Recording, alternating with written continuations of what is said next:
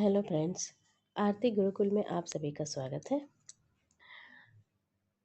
देवरानी जेठानी की कहानी पर हम चर्चा कर रहे थे। इससे संबंधित दो एपिसोड हमने प्रकाशित कर दिए हैं, जो कि आप मेरे प्रोफाइल पर देख सकते हैं। और आज हम आपको बताएंगे देवरानी जेठानी की कहानी उपन्यास का सारांश। वैसे तो यह उपन्यास कोई बहुत ज़्यादा बड़ी नहीं है, इसको आप चाहें तो आसानी से पढ़ सकते हैं।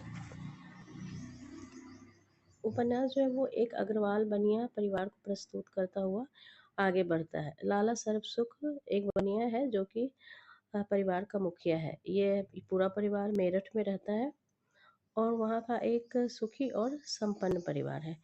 लेकिन यह हमेशा से ऐसा नहीं था। लाला सर्वसुख के माता पिता की हैजे से मृत्यु हो गई थी और इनका पालन पोषण इनके चाचा ने किया। पहले ये गलियों में घूम घूम कर फेरी लगाते थे, लेकिन बाद में परचून की दुकान खोल ली, जो कि चल निकली।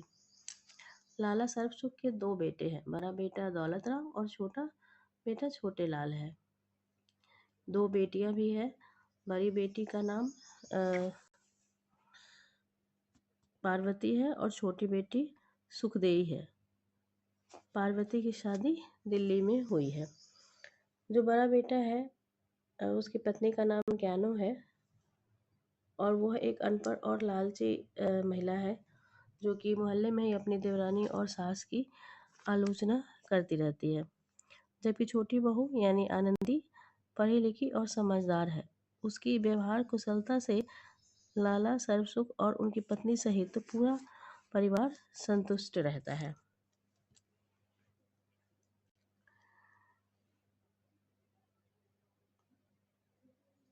वह घर की चिट्ठी लिखने तथा पढ़ने का भी कार्य करती है।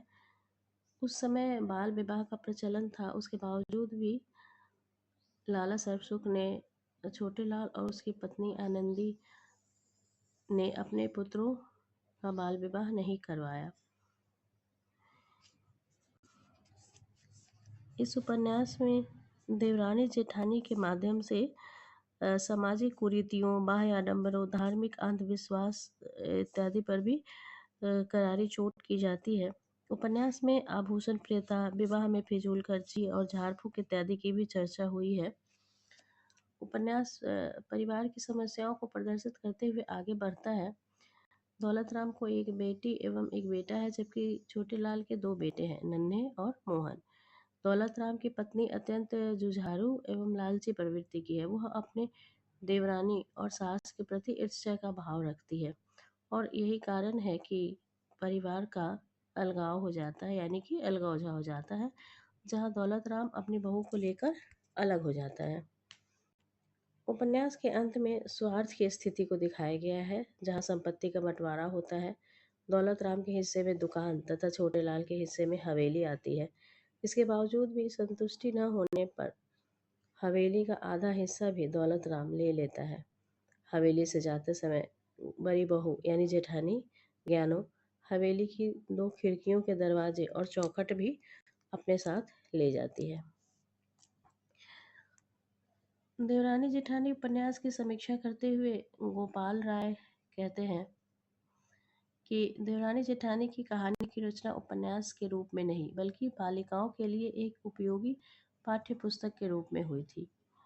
उनके अनुसार इस उपन्यास का मकसद स्त्री शिक्षा का विकास और आदर्श स्त्री चरित्र को प्रस्तुत करना था।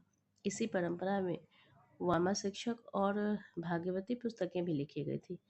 स्त्री उद्धार भारतीय नवजागरण का एक मुख्य मुद्दा था, जिसकी स्वाभाविक अभिव्यक्ति इन कथा पुस्तकों में हुई है। और यही कारण है कि आचार्य रामचंद्र शुक्ल इस उपन्यास को हिंदी साहित्य का प्रथम उपन्यास नहीं मानते हैं, बल्कि इसे एक उपदेशात्मक कहानी मानते हैं। इस उपन्यास में कई सारे मुख्य मुद्दों को उठाया गया है, जिसमें स्त्री शिक्षा सबसे महत्वपूर्ण है। इसके अलावा स्त्रियों की आभूषण प्रियता का चित्रण किया गया है। विवाह में फिजूल खर्ची का चित्रण है। वृद्धों की समस्याएं, बहुओं की समस्याएं, बाल विवाह, अनमेल विवाह, इन सब पे भी अ, इसमें बातचीत दिखलाया गया है।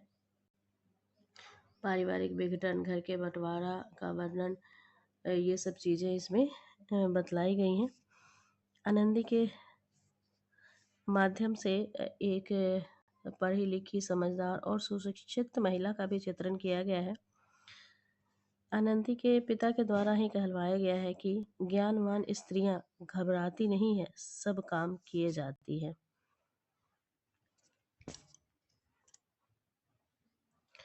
तो फ्रेंड्स, आपको मेरी यह क्लास पसंद आई हो तो प्लीज़ लाइक, कमेंट और सब्सक्राइब कर दीजिएगा।